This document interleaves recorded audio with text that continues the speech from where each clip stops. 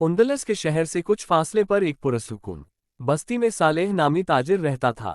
सालेह की शोहरत सिर्फ उसके कारोबार तक महदूद ना थी, बल्कि उसकी नेकनामी और ईमानदारी भी पूरे इलाके में जबान जदियाम थी। उसका कारोबार हिकमत और इलाज से जुड़ा था, जहां वह दूरदराज के इलाकों से दवाएं और जड़ी बूटियां लाकर शहर के लोगों को फिरोख्त करता था। लोग उसे सिर्फ ताजिर नहीं बल्कि मसीहा समझते थे, क्योंकि उसके हाथों में अल्लाह ने खास शिफा रखी थी।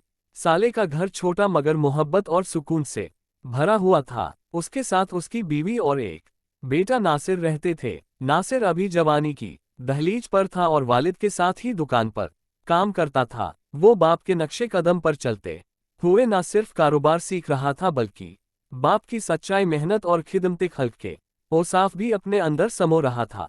बाप बेटे की यह जोड़ी हर साल एक बार पहाड़ों और करीबी शहरों का सफर करती, जहां से वह नायाब जड़ी बूटियां और दवाएं लाते।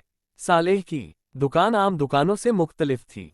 वहां ना सिर्फ दवाएं बिकती थी, बल्कि मरीजों के लिए हौसला अफजाई और दुआएं भी मिलती थी। वह कभी मरीजों से ज्यादा पैसे ना लेता, बस इतने कि घर का चूल्हा जलता रहे। यही वजह थी कि उसकी दुकान पर हमेशा रश लगा रहता और लोग उस पर पूरा भरोसा करते थे। सालेह की ये खूबी उसके बेटे नासिर को भी वसे में मिल रही थी और आहिस्ता आहिस्ता नासिर भी लोगों के दिलों में अपनी जगह बना रहा था। नासिर अख्तर दुकान पर बैठते हुए अपने दिल की बात जबान पर ले आता। वो मासूमियत से बाप से कहता, अब्बा आप तो शहर के सबसे बड़े और नामवर हकीम हैं। लोग आप पर सबसे ज्यादा भरोसा करते हैं, फिर भी आप इतना कम मुआवजा क्यों लेते हैं? देखिए ना, शहर के दूसरे हकीम जिनकी पहचान भी इतनी नहीं, वो आपसे कई गुना ज्यादा पैसे लेते हैं और लोग मजबूर होकर उन्हें देते भी हैं। नासिर की यह बात सुनकर सालेह मुस्कुरा देता, जैसे बेटे की फिक्र और दुनियावी हिसाब समझता हो, लेकिन दिल के किसी कोने में उसे खुशी भी होती कि नासिर उसके काम को गौर से देखता है। सालेह ने नासिर को समझाते हुए बोले, बेटा याद रखना, असल शिफा दवा में नहीं बल्कि अल्लाह के हुक्म में होती है। अगर हकीम के हाथ लालच और जुल्म संगे हो तो फिर चाहे वो कितनी ही कीमती दवा क्यों ना दे, इसमें शिफा नहीं हो सकती। मरीज के दिल से निकली हुई दुआ और हकीम की नियत ही असल इलाज है। हिकमत का सबसे बड़ा उसूल इंसाफ और इंसानियत है। जिस दिन ये दोनों हाथ से निकल गए, उस दिन हिकमत भी महज धंधा बन जाती है। फिर सालेह ने अपनी बात को मजीद गहरा करते हुए कहा, और जहां तक पैसों का मामला है तो बेटा, पैसा कभी असल सहारा नहीं रहा। असल सहारा हमेशा अल्लाह है। अगर नीयत साफ हो, भरोसा पुख्ता और किस्मत में हो तो रिज़्क खुद रास्ता बनाकर आता है। इंसान का क्या इख्तियार, सब कुछ उसी का है। वही मालिक है, वही देने वाला है। बस तू यही सीख कि इंसान के हाथ सिर्फ खिदमत के लिए है, देने वाला सिर्फ अल्लाह है। नासिर खामोश होकर यह सब सुनता, मगर दिल में अपने बाप की बातों की रोशनी उतारता रहता। नासिर बाप की बातें तो खामोशी से सुन लेता, मगर दिल में एक उलझन बाकी रहती। वो अक्सर सोचता, यकीनन अल्लाह पर ईमान जरूरी है, लेकिन जब हम खुद मशक्कत करते हैं, पहाड़ों में सफर करके जड़ी बूटियां लाते हैं, दिन रात दुकान पर मेहनत करते हैं और चीजें फरोख्त करते हैं, तो फिर उसमें किस्मत और अल्लाह की देन का क्या मतलब? ये सब तो हमारी मेहनत का नतीजा है। ये ख्याल उसे कभी कभी बेचैन कर देता, जैसे दिल और दिमाग के बीच कोई छोटी सी खींचातानी चल रही हो। ये सवाल सिर्फ नासिर का नहीं था, हर इंसान के दिल में कभी ना कभी यही वसवसा आता है। इंसान समझता है कि जो कुछ उसके पास है वह उसकी अपनी मेहनत का नतीजा है, और अगर मेहनत में कामयाब हो गया तो वही असल कमाल है। लेकिन साथ ही दिल के किसी कोने में यह भी सवाल उठता है कि अगर सब कुछ मेहनत पर है तो फिर अल्लाह पर यकीन और किस्मत में लिखने का फायदा क्या हुआ? क्या ईमान रखने वाला और ना रखने वाला बराबर नहीं हो जाते? और अगर अल्लाह वाकई देने वाला है तो फिर वह यकीन रखने वालों को ज्यादा शान और शौकत क्यों नहीं देता? ऐसे ही सवाल नासिर के दिल में भी हलचल मचाते रहे। लेकिन कहानी यहीं खत्म नहीं होती। नासिर को अभी वह दिन देखना बाकी थे जब उसके सवालों के पर्दे उठने लगेंगे। वक्त का पहिया यूं ही घूमता रहा। सालेह अपनी सादा जिंदगी और कमाई पर किनात करता रहा, जबकि नासिर के दिल में ज्यादा पैसों की ख्वाहिश और लालच आहिस्ता आहिस्ता जड़ पकड़ती गई। वो यह सोचने लगा कि शायद दुनिया में तरक्की करने के लिए ज्यादा कमाना और दौलत समेटना ही असल कामयाबी है। दिल में अल्लाह पर यकीन तो मौजूद था, मगर उस पर वसवसों का साया गहरा होता जा रहा था। दिन महीनों में, महीने सालों में बदल गए और एक दिन ऐसा आया जब हकीम सालेह की दुकान में दवाओं की सख्त जरूरत पड़ गई। कुछ खास जड़ी बूटियां खत्म हो गई थी जिनके बगैर मरीजों का इलाज मुमकिन ना था, मगर सालेह की बढ़ती कमजोरी के बायस वो खुद इस दूर दराज के सफर पर नहीं जा सकता था। उसने अपने बेटे नासिर को बुलाया और उसकी आंखों में देखकर कहा कि अब ये जिम्मेदारी तुम्हें निभानी है। नासिर ने बाप के एतमाद को महसूस किया, मगर दिल ही दिल में वह खौफजदा भी था, क्योंकि यह सफर आसान नहीं था। रास्ते पथरीले पहाड़ों, अंधेरों से भरे जंगलात और तरह तरह के खतरात से गुजरने वाला था। नासिर जब घर से निकलने लगा तो माँ बाप दोनों ने उसे दुआओं के साए में रुखसत किया। चलते वक्त सालेह ने उसे एक आखिरी नसीहत की, बेटा याद रखना, जब कभी तुम्हें कोई रास्ता ना मिले, जब हर तरफ अंधेरा छा जाए और सारे दरवाजे बंद नजर आए, तो अल्लाह को पुकारना, वही मालिक है, वही मददगार है, वो तुम्हें वहां से रास्ता देगा जहां तुम्हारा वहम वो गुमान भी ना पहुंचे। किस्मत का रिज़्क तुम्हें वहीं मिलेगा जिस जगह तुम्हारे लिए लिखा गया है। यह अल्फाज नासिर के दिल में उतर तो गए, मगर उसके ज़हन में अभी भी सवाल बाकी थे। वो दुआ और वसवसों के साथ सफर पर रवाना हो गया। नासिर ने वालिद की नसीहत को दिल से ना लिया और रुखसत होते वक्त बस रस्मी सा सर हिलाकर चल पड़ा। वो अपने इरादे और जवानी के जोश पर भरोसा करता था। उसके नजदीक कामयाबी महज अपनी हिम्मत और मेहनत का नतीजा थी। 3 दिन के मुसलसल सफर के बाद वो उनसे निकलकर मौजूदा पुर्तगाल की सरहद पार करता हुआ स्पेन के एक शहर में पहुंच गया। वहां एक पुरानी सी सराय में ठहरा, खाना खाया और रात आराम से गुजारी, ताकि अगले दिन के तवील सफर के लिए तैयार रह सके। उसके जेहन में यही ख्याल था कि बस मैं हूं और मेरी मेहनत, बाकी सब बातें वहम है। अगली सुबह फजर की अजान गूंजने लगी तो नासिर ने अपना सामान और घोड़ा तैयार किया और नए सफर की राह ली। उसके सामने वो लंबा रास्ता था जो खतरनाक जंगलात और तवील सेहराओं से गुजरकर उसे मतलूबा शहर तक ले जाता। सूरज की रोशनी बढ़ती गई और सफर की सख्ती भी बढ़ती गई।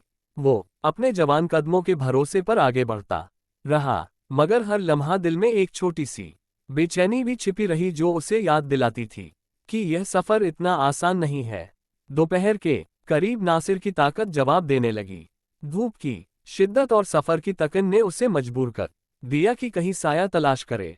बिलखिर उसे एक घना दरख्त मिला जिसके नीचे वह बैठ गया। सिराय से लिया हुआ खाना निकाला, कुछ खुद खाया और कुछ अपने घोड़े को घास के साथ दिया। सांस बहाल करने के लिए थोड़ा वक्त वहीं गुजारा, मगर जैसे ही तकन कुछ कम हुई, उसने दोबारा रुख सफर बांधा। दोपहर ढलने के बाद नासिर मुसलसल जंगलों की घनी राहों से गुजरता हुआ आगे बढ़ता गया। दरख्तों की काली छाएं खत्म हुई तो सामने बेरहम सहरा फैल गया। वह घोड़े पर सवार हुआ और लंबी राहों पर निकल पड़ा, लेकिन जितना आगे जाता शहर का नामोनिशान दिखाई ही ना देता। धूप की तपिश, रेत का बेइंतहा फैलाव और खाने पीने की कमी ने उसके दिल में खौफ और बेबसी भर दी। शाम के करीब तकन और भूख ने उसे ढाल कर दिया। खाने का जखीरा खत्म हो चुका था, घोड़े के लिए भी खुराक बाकी ना थी। जैसे जैसे अंधेरा गहरा होता गया, नासिर के दिल में दहशत बढ़ने लगी। वह महसूस करने लगा जैसे मौत खुद उसे पुकार रही हो। दिल में वसूसा आता कि यह सफर शायद मेरी जिंदगी का आखिरी सफर है। इस उजड़े हुए सहराई मंजर में उसे जिंदगी बजाय मौत की करीब दिखाई दे रही थी। उसका दिल बार बार कहता कि अब बचने की कोई सूरत नहीं। काफी देर तक वह घोड़े को थपकियां देकर आगे बढ़ाने की कोशिश करता रहा, मगर थके हारे जानवर ने भी हिम्मत हार दी। नासिर ने घोड़े को एक खुश पेड़ के तने के करीब बांध दिया और खुद रेत पर लेट गया। उसकी आंखों में अंधेरे औरत का साया छा चुका था। दिल में ख्याल आया, अब तो यह सहरा ही मेरा अंजाम होगा। मेरा जिस्म भी मजीद तकलीफ बर्दाश्त नहीं कर सकता। घोड़ा भी दम तोड़ देगा, फिर यह वैशी सेहराए जानवर मेरे और घोड़े दोनों के बाकी जिस्म नोच कर खा जाएंगे। यहाँ मेरा कौन मददगार है, कौन है जो मुझे बचाएगा? खौफ और तक ने नासिर को घेर रखा था, मगर इसी आलम में उसे बाप की नसीहत याद आ गई। दिल ही दिल में बोला, अब्बा ने कहा था कि जब सब रास्ते बंद हो जाए तो अल्लाह को पुकारना, वही मालिक है। वही मददगार है। ये सोचकर नासिर के दिल में एक हल्की सी हिम्मत जागी। उसने फैसला किया कि वह अल्लाह के हुजूर झुकेगा। वह घोड़े के पास गया और पानी का छोटा मटका उठाया। अंदर इतना ही पानी बचा था कि या तो पी सकता था या वजू कर सकता था। यह एक नई आजमाइश थी। पानी पी लेता तो कुछ देर जिंदगी बाकी रहती, और अगर वजू करता तो पानी खत्म हो जाता और प्यास से मौत यकीनी लगती। लम्हा भर को नासिर के दिल में खौफ बढ़ गया, मगर फिर उसने सोचा, अगर अल्लाह ने मेरी किस्मत में जिंदगी रखी है तो वह कोई वसीला भेजेगा, लेकिन नमाज छोड़कर नहीं। बेहतर है कि यह पानी वजू पर खर्च करूं। बाकी रिज़्क का फैसला अल्लाह पर छोड़ता हूं। याद रखें, अगर कभी ऐसी जगह और वक्त आ जाए जहां पानी ना हो या इतना ही हो जो जिंदगी बचाने के लिए जरूरी हो, तो नमाज के लिए तयम्मुम करना ही बेहतर है। पानी पीना चाहिए ताकि जान बच सके। लिहाजा नासिर ने वजू किया और मगरिब की नमाज अदा करने के बाद 2 रकात नफल भी पढ़े। सजदे में गिरकर दिल की गहराइयों से दुआ की। आंखों से आंसू बहने लगे। वह रोते हुए बोला, ए अल्लाह, तू ही मेरा सहारा है, तो ही मेरा राजक है। अगर आज रात मेरे नसीब में खाना लिखा है तो मुझे दे दे। अगर मैं उंदलस में होता तो खा लेता, तो ही मेरा मालिक है। वही नसीब यहाँ भी उतार दे। नासिर दुआ के बाद बेहाल जमीन पर लेट गया। चारों तरफ खौफनाक सहरा की खामोशी थी, जहां ना कोई बस्ती थी ना कोई आदमी, सिर्फ अंधेरा और मौत का साया उस पर झुका हुआ था। दिल में खौफ और आंखों में बेबसी थी। अभी कुछ वक्त ही गुजरा था कि अचानक दूर से एक जानवर भागता हुआ दिखाई दिया। जैसे जैसे वह करीब आया, चांद की रोशनी थी तो पता चला कि यह एक जंगली कुत्ता है। कुत्ते की सुर्ख आंखें और वहशी अंदाज देखकर नासिर के जिस्म में कपकपी दौड़ गई। वो घबरा कर उठा, लेकिन भागने की सकत ना रही, इसलिए दोबारा जमीन पर बैठ गया। कुत्ता भागते भागते नासिर के पास आकर बैठ गया। नासिर हैरान रह गया जब उसने देखा कि कुत्ते के मुंह में एक छोटा सा थैला था। कुत्ते ने वो थैला नासिर के सामने फेंक दिया और खुद वहीं लेट गया। नासिर ने पहले उसे कोई फुजला या गंदगी समझकर तवज्जो ना दी, मगर भूख और प्यास की शिद्दत ने उसे सोचने पर मजबूर कर दिया। दिल में ख्याल आया कि अब तो जान बचाना असल है, चाहे ये हलाल हो या हराम। शायद इस थैले में कुछ निकल आए। आंखें हैरत से फैल गई। अंदर गर्म खाना और पानी से भरा मटका मौजूद था। ना सिर्फ खुशी से झूम उठा, जैसे सहरा में कोई खजाना हाथ लग गया हो। उसने जल्दी जल्दी खाना खाया और पानी पिया। पेट भरने के बाद उसे सुकून मिला और दिल में अल्लाह के शुक्र के आंसू उतर आए। रात काफी गुजर चुकी थी। वह वहीं रेत पर लेटकर थोड़ी देर के लिए सो गया। सुबह हुई तो वह दोबारा सफर पर निकलने की तैयारी करने लगा। कुत्ता भी उसके साथ चल पड़ा, मगर असल मसला अभी बाकी था। सहरा में कोई वाज रास्ता ना था, कोई निशान ना कोई सिम्मत।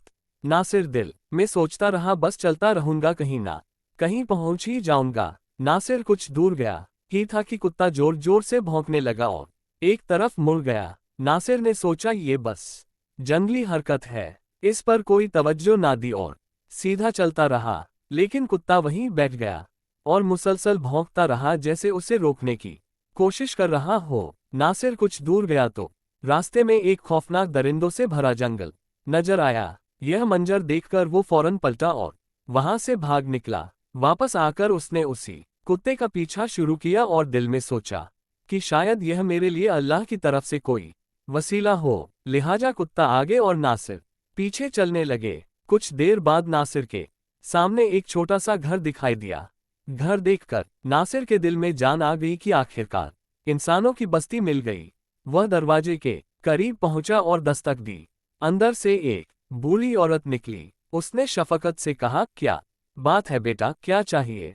नासिर ने अदब से जवाब दिया, अम्मा जी, मेरे घोड़े के लिए कुछ पानी मिल जाएगा, हम दोनों बहुत प्यासे हैं। औरत ने मुस्कुराते हुए कहा, हाँ हाँ आओ अंदर। नासिर अंदर गया, खुद भी पानी पिया और घोड़े को भी सिराप किया। कुछ देर वहीं बैठ गया और बातों बातों में अपने बारे में और अपने वालिद की हिकमत का तजरा करने लगा। बूढ़ी औरत गौर से सुनती रही और फिर शफकत से बोली, बेटा, कल रात मैंने अपने शौहर के लिए खाना बनाया था, साथ ही सदके के तौर पर मैंने कुछ खाना और पानी एक थैले में रखा कि कोई मुसाफिर आ जाए तो खा ले और मेरा सदका पूरा हो जाए। लेकिन अफसोस की रात को एक कुत्ता वो थैला मुंह में दबाकर भाग गया। मैंने उसका बहुत पीछा किया, मगर वह तेजी से सहरा की तरफ निकल गया। अगर वह खाना होता तो मैं तुम्हें जरूर खिलाती, क्योंकि तुम इतनी दूर से आए हो, जरूर भूखे भी होंगे। ये सुनकर नासिर के दिल में अजीब सा सुकून उतर आया। आंखों के सामने कल रात का मंजर ताज़ा हो गया और वह दिल ही दिल में समझ गया कि वही कुत्ता उसका वसीला बना था। नासिर ने बूढ़ी औरत की बातें सुनकर दिमाग चकरा गया और वह सोचों में डूब गया।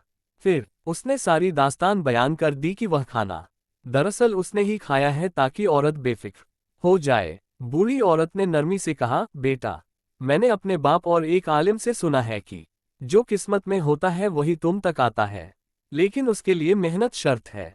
अगर तुम यहाँ तक ना आते और इतनी मेहनत ना करते तो ये खाना तुम्हें कैसे मिलता। बूढ़ी औरत की बातें नासिर के दिल को लगे और उसे अपने बाप सालेह की नसीहतें याद आ गई। आंखों में आंसू लिए वो औरत के घर से रुखसत हुआ। दिल में हजारों सवाल थे, मगर सोचता रहा कि यह अल्लाह ने मुझे वाज निशानी दिखाई है कि रिज़्क देने वाला सिर्फ अल्लाह है, चाहे इंसान पत्थरों के बीच ही क्यों ना हो।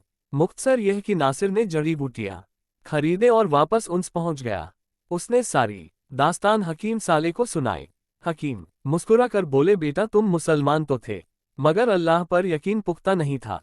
तुमने समझा कि कारोबार और पैसा ही जिंदगी गुजारने का सहारा है। बेटा, ये भी जान लो कि कल रात तुम्हारी माँ ने एक बुरा ख्वाब देखा। वो घबरा कर उठ बैठी, नमाज पढ़ी और कुछ खाना सदके के तौर पर अलग रखा कि सुबह किसी जरूरतमंद को दे ताकि अल्लाह तुम्हें सख्तियों से महफूज रखे। वही सदका तुम तक पहुंचा। याद रखो, अल्लाह के लिए उंदलिस में रिज़्क देना और यूनान में खाना पहुंचाना बराबर है। बस यकीन पुख्ता और माल हलाल होना चाहिए। ये तुम्हें एक डरावना सफर लगा, हालांकि अल्लाह ने तुम्हें 3 निशानियां दिखाएं। अगर गौर करो, पहली ये है कि जो रिज़्क तुम्हारे नसीब में है वो तुम्हें जरूर मिलेगा, चाहे जेब खाली हो या तुम जंगल और सहरा में अकेले हो। दूसरी ये है कि अगर सदका इखलास से किया जाए तो अल्लाह उसे वहां पहुंचाता है जहां उसकी जरूरत हो। तीसरी यह कि अल्लाह से मांगने से बंद रास्ते खुलते हैं। तुम्हारे लिए उसने एक कुत्ते को वसीला बना दिया, क्योंकि इंसान का इल्म महदूद है, मगर अल्लाह का इल्म सब पर हावी है। फिर सालेह ने नसीहत की, याद रखना बेटा, पैसा, शोहरत और मेहनत तभी फायदा देती है जब उसमें अल्लाह की रजा शामिल हो, वरना इस शहर में बहुत काबिल लोग हैं जो खाने को तरसते हैं। और एक बात दिल में बिठा लो, कभी अल्लाह के बंदों के साथ सख्ती ना करना। हो सके तो अपना मुनाफा कम कर लो, मगर किसी पर जुल्म ना करना, तभी तुम हमेशा कामयाब रहोगे। कम पैसा होगा मगर दिल मतमईन और खुश रहेगा। और सदका कभी मत छोड़ना। जिस तरह एक सदके की वजह से तुम्हें जिंदगी मिली, इसी तरह तुम्हारे सदके से किसी और की जिंदगी बच सकती है। तो दोस्तों, हमें हमेशा अल्लाह पर कामिल भरोसा रखना चाहिए। जो कामयाबी और मकाम हमें मिला है वह सिर्फ हमारी मेहनत का नतीजा नहीं, बल्कि दुआओं, सदकात, वालिदैन और गरीबों की दुआओं का असर होता है। अल्लाह वो रास्ते बनाता है जो हमारी नज़र में भी नहीं होते। इसलिए दुआ और सदका कभी ना छोड़े ताकि अल्लाह की रहमत हम पर नाजिल हो। मुझे उम्मीद है आपने इस कहानी से बहुत कुछ सीखा होगा। मजीद सबक आमोस कहानियों के लिए हमारे पुराने किस्से चैनल को सब्सक्राइब करें, वीडियो को लाइक और शेयर करें और कमेंट्स में अपनी राय जरूर बताएं। आपके ताउन का बहुत बहुत शुक्रिया।